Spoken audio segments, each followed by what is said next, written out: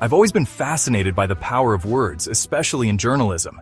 That power isn't always used responsibly. You know how a single headline can go viral?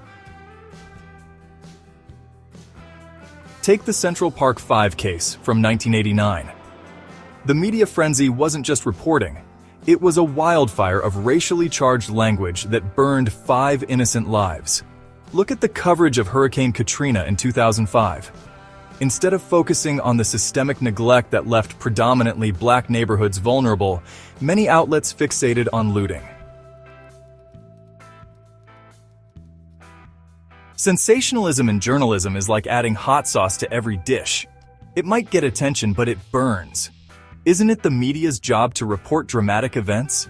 Sure, but there's a line between reporting and exploiting.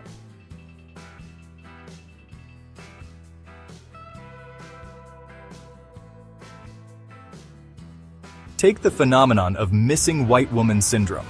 It sounds like a medical condition, but it's actually a stark example of how media bias works. During the war on drugs in the 80s and 90s, media depictions overwhelmingly portrayed black communities as the face of drug-related crime. Bias in journalism is like an invisible current, subtly pushing the narrative in a certain direction. It's not just about who gets coverage. It's about how stories are framed.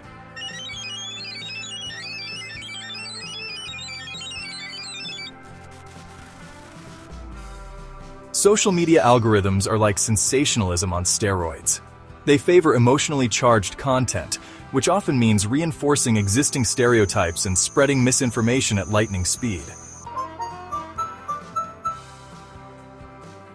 The Quebec City mosque shooting in 2017 is a tragic reminder of how online propaganda can lead to offline violence. It's a vicious cycle. Sensationalist content gets more engagement, which means it gets pushed to more people, which means, well, you get the idea.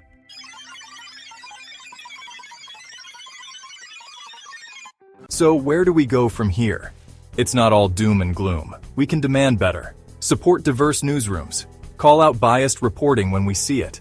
And most importantly, think critically about the media we consume. Because at the end of the day, the stories we tell shape the world we live in.